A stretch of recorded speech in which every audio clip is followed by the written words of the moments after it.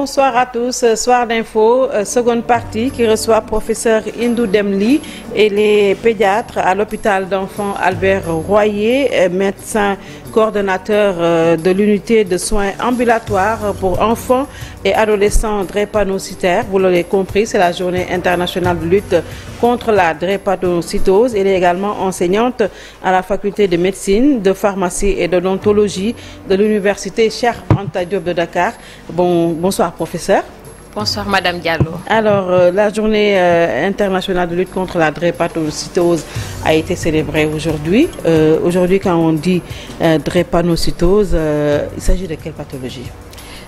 Merci beaucoup Madame Diallo. Effectivement, aujourd'hui, nous célébrons la journée internationale de lutte contre la drépanocytose, qui est une maladie du sang, une maladie caractérisée par la présence d'une hémoglobine anormale appelée hémoglobine S. Il faut savoir que c'est une maladie héréditaire, une maladie génétique, et pour avoir la maladie, il faut hériter le gène malade de ses parents. Soit la personne hérite des deux gènes, il a la forme majeure, ou bien il hérite d'un seul gène, il a la forme hétérozygote. Alors comment se manifeste cette maladie? C'est une maladie du sang et vous savez, le sang circule partout au niveau de l'organisme, et les principales manifestations essentiellement c'est la douleur. La douleur qui peut se localiser partout, mais chez les tout petits, puisque c'est une maladie génétique, on la voit d'abord chez les enfants. Chez les tout petits, il y a une manifestation caractéristique que nous appelons le syndrome Piémé, qui se traduit par une tuméfaction, c'est-à-dire une augmentation de volume au niveau du dos, des mains et des pieds, que nous appelons le syndrome Piémé. En dehors de cette manifestation qui est quasi caractéristique de la drépanocytose, la douleur peut se localiser au niveau des os, les os longs, les os plats, au niveau de l'abdomen, notamment le ventre, et toutes les parties du corps peuvent être le siège de douleur chez la personne porteuse de la drépanocytose. Et il y a plusieurs formes. Il existe plusieurs formes. Il existe ce qu'on appelle les formes majeures qui nécessitent un suivi médical, et la plus fréquente de ces formes majeures, c'est la forme homozygote SS, qui représente dans nos statistiques hospitalières à l'hôpital au Sénégal près de 95% de notre activité. La forme SS, la forme la plus grave. Je ne peux pas dire la forme la plus grave, mais elle fait partie des formes majeures. Parce que la gravité d'une maladie dépend de plusieurs facteurs.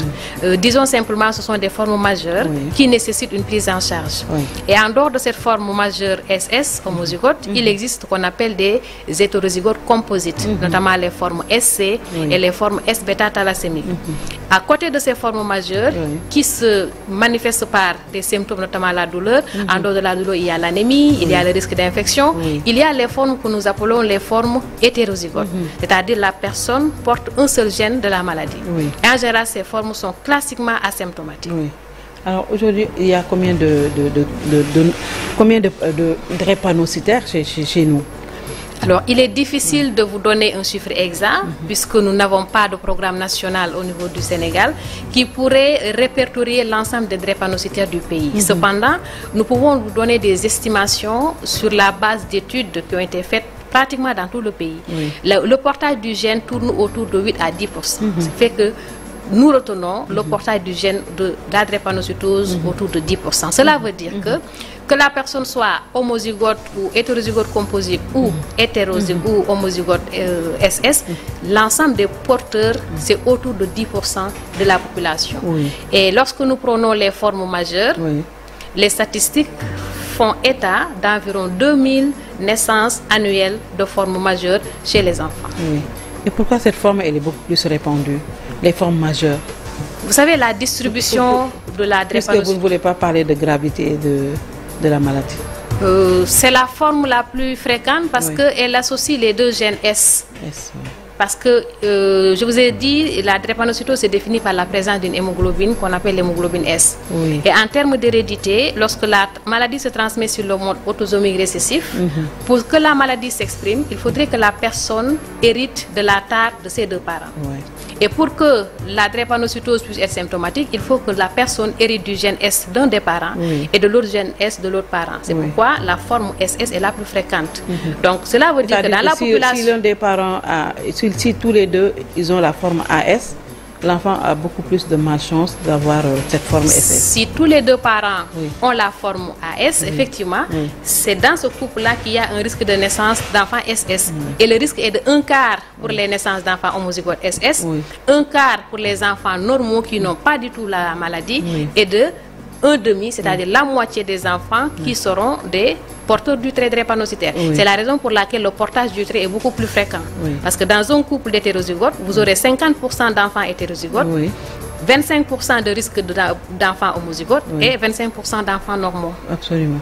Ben, quand je vais prendre, si les deux parents ont la forme AS, est-ce que cela veut dire que tous les autres enfants qui vont naître de ce mariage auront la forme SS? Non, non, c'est ce que je viens de vous expliquer. C'est-à-dire, c'est trop technique. C'est trop technique. C'est pourquoi je n'aimerais pas rentrer dans les transmissions pour éviter de semer la confusion au niveau des téléspectateurs. Parce que quand il s'agit d'une transmission autosomique récessive, c'est-à-dire pour que la tare s'exprime, il faut qu'elle soit en double. Et donc, pour le cas de la drépanocytose, si nous avons une union avec deux porteurs du trait, c'est-à-dire deux hétérozygotes AS, pour chaque grossesse, il y a un risque de 25% de naissance d'enfants homozygotes, c'est-à-dire porteurs de la maladie SS, 25% de chances d'enfants normaux qui n'ont pas du tout la maladie, et 50% d'enfants qui seront des hétérozygotes comme leurs deux parents. D'accord. Maintenant, par rapport à la prise en charge, on entend souvent l'association des drépanocytaires parler de la cherté quand même de la prise en charge aujourd'hui. Est-ce que c'est le cas? Effectivement, c'est le cas. Et cela se comprend tout simplement parce que c'est une maladie génétique. C'est-à-dire, la personne, elle naît avec sa maladie. Et lorsqu'une personne naît avec sa maladie, imaginez-vous, depuis la période néonatale, même si la maladie ne s'exprime pas chez le nouveau-né, parce que chez le nouveau-né, il y a une particularité qui fait que les signes ne sont pas visibles, il faut que l'enfant ait au moins 4 à 6 mois pour que les manifestations commencent à se révéler. Imaginez-vous cette période-là, de la naissance jusqu'à la fin de vie, que la personne vive avec une maladie, tout ce que cela comporte. C'est la raison pour laquelle maintenant elle est devenue une maladie chronique. Et le ministère de la Santé l'a classée dans les maladies chroniques. Et donc, cette prise en charge, c'est de la naissance jusqu'à la gériatrie. Donc, toutes les prescriptions, toutes les mesures préventives doivent s'appliquer de la naissance jusqu'à la gériatrie. C'est la raison pour laquelle la prise en charge, elle est quand même onéreuse. Parce que pour une bonne prise en charge, il faut un suivi régulier. Moi, je suis pédiatre, je parlerai de la prise en charge pédiatrique, puisque c'est le domaine que je connais. Mais les adultes sont également pris en charge dans des services d'adultes. Et pour que les adultes soient correctement suivis dans les services d'adultes, il faut que nous, pédiatres, qu'on fasse une bonne prise en charge des enfants pour qu'ils soient transférés chez les adultes en bonne santé. Et donc, c'est un défi. C'est la raison pour laquelle nous proposons, au niveau de l'hôpital d'enfants Albert Royer, nous avons une unité de soins ambulatoires pour enfants et adolescents drépanocytaires. Et c'est l'occasion vraiment de remercier la coopération internationale de Monaco, qui est le bailleur qui nous a permis, en collaboration avec le ministère de la Santé et de l'Action sociale, et notre maître, le professeur Ibrahima Diagne, qui à l'époque était le point focal drépanocytose au ministère de la Santé, qui nous ont permis vraiment d'avoir ces structures dédiées à la prise en charge de la drépanocytose. Et cela contribue énormément à améliorer cette qualité de prise en charge. Les enfants sont vus en consultation de suivi. Ensuite, ils peuvent faire leurs examens complémentaires. Il y a un laboratoire qui fait les examens en rapport avec la drépanocytose. Nous avons la possibilité de leur faire ce qu'on appelle l'échographie Doppler transcrânien pour détecter les risques d'accident vasculaire cérébral très tôt. Et nous avons également des équipes qui nous aident énormément, notamment l'équipe infirmière et l'équipe du service social qui nous aident dans l'éducation thérapeutique. Vous savez, par rapport au coût, je veux dire au coût, est-ce qu'aujourd'hui ils sont accompagnés ou qu'est-ce qui se passe, que ça coûte cher, ils ont besoin de cela? Alors, ils sont accompagnés. Nous, au niveau d'Albert Royer, avec le projet, nous avions quand même des possibilités de prise en charge avec certains médicaments, mais le projet est fini en 2022. Par contre, au niveau national, nous n'avons pas encore de gratuité de la prise en charge de la maladie. Donc, les consultations sont payantes. C'est à la charge des parents. Donc, les parents payent les consultations ainsi que les hospitalisations. Mais l'avantage, c'est qu'à Albert Royer, nous avons un hôpital de jour. Les enfants qui présentent de petits symptômes peuvent être admis à l'hôpital de jour. Et l'hôpital de jour, l'hospitalisation est gratuite. Ils achètent les médicaments pour la prise en charge, mais ils ne payent pas le lit de l'hôpital de jour. Par contre, s'ils doivent être hospitalisés pour une longue durée, effectivement, ils vont payer l'hospitalisation de longue durée, ils vont payer les médicaments et tout ce qui accompagne cette prise en charge. Mais l'État ne les accompagne pas dans la prise en charge, pas seulement les enfants, mais les adultes également. Alors, actuellement, je crois que chaque service s'organisent pour la prise en charge. Par exemple, il y a certains services qui font des subventions, même si ce sont des subventions quand même internes, cela peut aider. Mais nous, en tout cas, nous n'avons pas encore de subvention à l'échelle nationale. Et je crois que c'est ce qui aiderait vraiment à améliorer la qualité de cette prise en charge-là. Parce que pour réduire la mortalité infantile et infanto-juvénile, il faudrait que toutes ces maladies pourvoyeuses de complications soient quand même intégrées dans ce paquet de prise en charge. Oui, là, on parle de traitement pour quelqu'un qui est atteint de cette pathologie, mais on dit souvent également que c'est une maladie qui est incurable. Est-ce qu'on ne peut pas soigner? Alors là également, à mon avis, il faut relativiser. Parce qu'une maladie incurable, en ce 21e siècle, je crois que la drépanocytose est devenue une maladie curable. Curable à partir de la greffe de cellules souches hématopoïétiques, que nous appelons communément la greffe de moelle osseuse. Il existe même d'autres techniques de greffe. Mais sauf que la greffe n'est pas donnée à n'importe qui, elle est trop La coûteuse. greffe n'est pas encore disponible dans notre pays. Il faut le dire. Non seulement elle n'est pas disponible, mais elle coûte excessivement cher. Et dans les pays où elle se fait également, elle répond à des indications.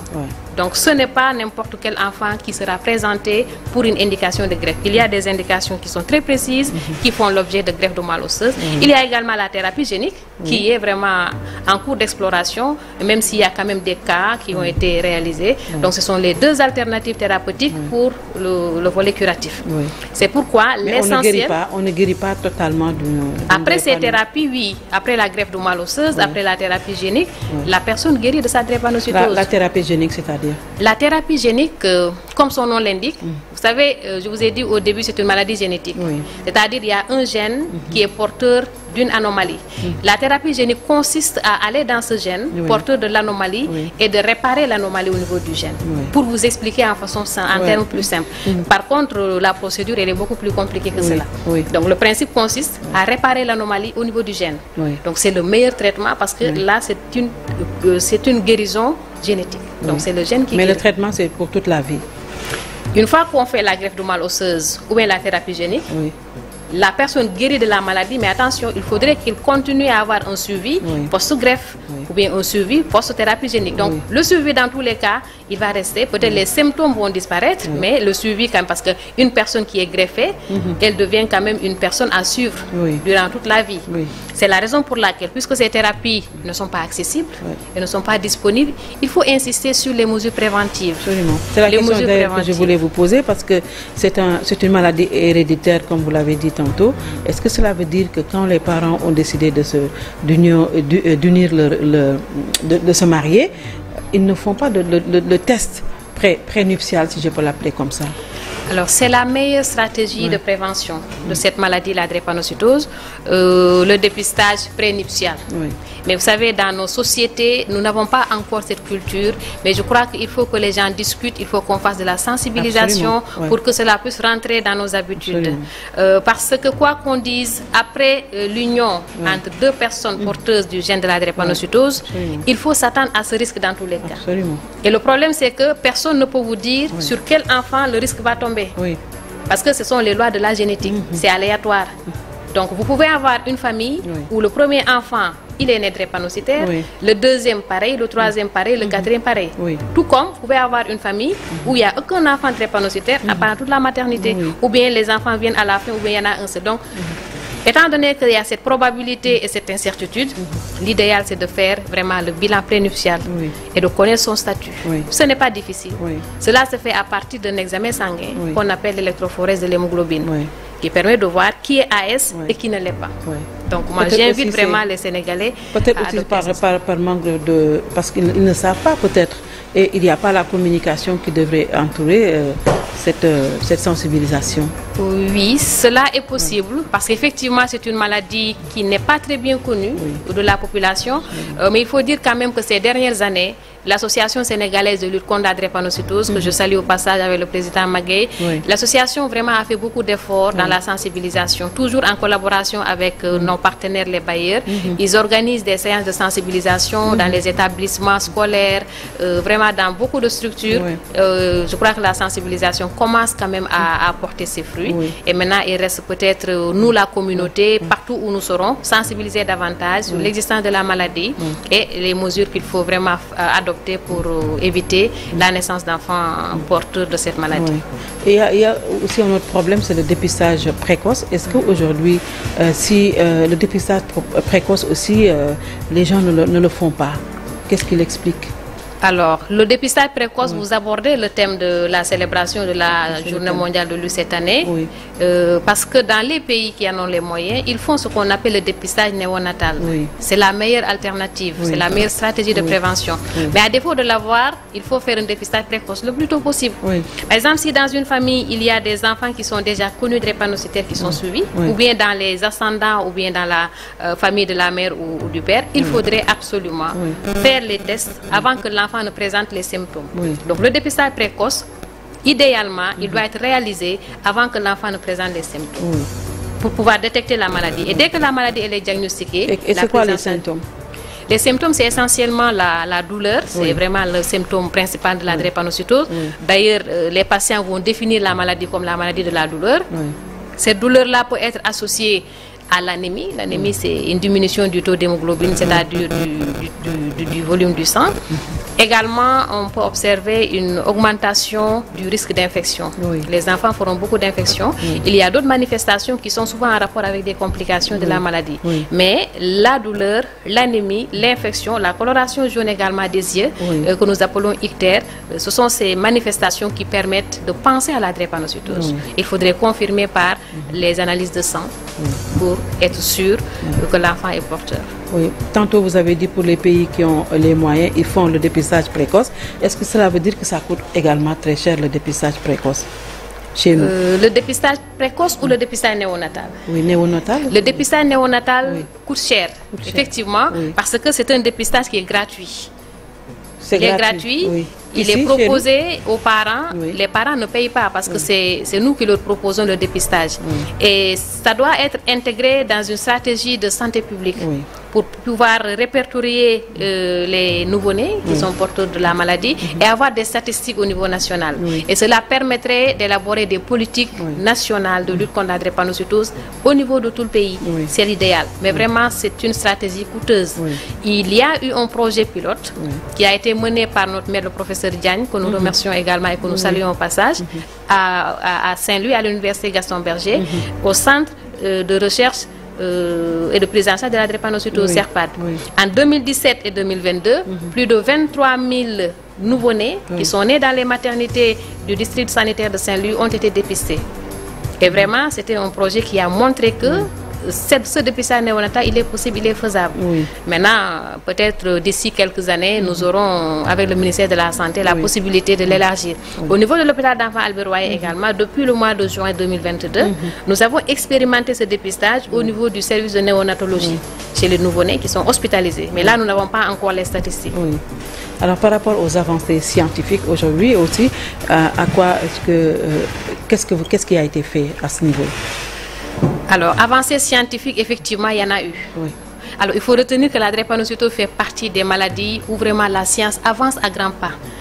Parce que c'est une maladie dont la prise en charge est multidisciplinaire. Elle implique pratiquement tous les acteurs de la santé. Et même au-delà de la santé, les sciences sociales sont impliquées, les sciences fondamentales sont impliquées. Donc, ce qui fait que c'est une maladie vraiment pour laquelle il y a beaucoup d'avancées. Et vous savez, les avancées scientifiques en général contribuent à améliorer la qualité de la prise en charge. Parce que ces technologies que nous découvrons sont en rapport avec des découvertes scientifiques qui sont basées sur des cas réels. Et vraiment, c'est une maladie pour laquelle, honnêtement, il y a eu beaucoup d'avancées au cours de ces dernières années. Et ces avancées-là ont un retentissement quand même, un impact positif dans la prise. Par exemple, il y a eu de nouveaux traitements qui sont proposés, qui ne sont pas encore disponibles ici, c'est normal. Depuis 2022, il y a eu de nouveaux médicaments basés sur la recherche scientifique qui sont élaborés et qui sont en train d'être testés. Et si ces médicaments sont testés et sont efficaces, cela va encore contribuer à améliorer la qualité de la prise en charge de cette maladie-là. Alors, est-ce que malgré tout ça, la maladie est en net recul chez nous ou ça progresse encore? Alors, cette question, il sera difficile d'y répondre parce qu'il aurait fallu avoir des données de base, avoir les données actuelles et comparer. Mais ce que nous pouvons dire, en tout cas nous qui sommes dans la prise en charge des enfants, si nous comparons la prise en charge à l'hôpital d'enfants Albert Royer où je travaille avant 2017 et après 2017, honnêtement, nous nous rendons compte que le nombre de nouveaux cas augmente. Actuellement, nous avons en moyenne 250 nouveaux cas qui s'ajoutent à la cohorte chaque année. Et donc, c'est un chiffre qui augmente de façon graduelle. Pourquoi? Ce qui veut dire que la maladie, elle est de mieux en mieux connue. Les enfants sont de mieux en mieux diagnostiqués et ils sont pris en charge dans les différents services de santé. Absolument. Et cela justifie d'ailleurs le plaidoyer que nous faisons auprès des autorités, vraiment pour qu'on puisse voir comment élaborer un programme national de prise en charge de la drépanocytose. Et c'est à partir de ce moment que nous verrons vraiment les vraies statistiques. Est-ce que les autorités sont dans cette disposition justement pour ce programme national vraiment? Je ne peux pas répondre à cette question, mais je crois que c'est l'idéal et c'est tout le monde qui y gagnerait. Les autorités, cela leur permettrait de mieux élaborer leur politique de santé, cela permettrait d'avoir des statistiques réelles et cela permettrait également aux patients d'avoir vraiment une amélioration dans la prise en charge. Et aux praticiens également d'avoir vraiment une feuille de route et d'avoir vraiment des plans pour pouvoir élaborer, évaluer et puis voir comment on avance dans ce domaine-là. Alors c'est quoi votre dernier mot? On termine. Remercier vraiment la TFM de nous avoir permis de parler de cette maladie qui est vraiment préoccupante. Remercier vraiment les acteurs de la prise en charge, notamment l'équipe de prise en charge de l'unité de soins ambulatoires pour enfants et adolescents drépanocytaires. Je les remercie. Les parents, les patients, nos maîtres, particulièrement le professeur Ibrahima Diagne, qui a vraiment beaucoup fait pour la prise en charge de la maladie, le ministère de la Santé, notamment la DLM, qui nous associe vraiment en tant qu'experts dans l'élaboration de beaucoup de choses. Donc vraiment, depuis ces dernières années, nous sentons que de plus en plus les experts de la prise en charge de la drépanocytose sont impliqués au niveau du ministère de la Santé. Nous les en remercions et nous vous remercions également de l'invitation. Professeur Hindou Dème Ly était notre invité. Elle est pédiatre à l'hôpital d'enfants Albert Royer de Fann, médecin coordonnateur de l'unité de soins ambulatoires pour enfants et adolescents drépanocytaires. C'est la journée mondiale aujourd'hui de lutte contre cette pathologie. Enseignante également à la faculté de médecine, de pharmacie et de d'odontologie de l'université Cheikh Anta Diop de Dakar. Merci d'avoir suivi. Bien le bonsoir.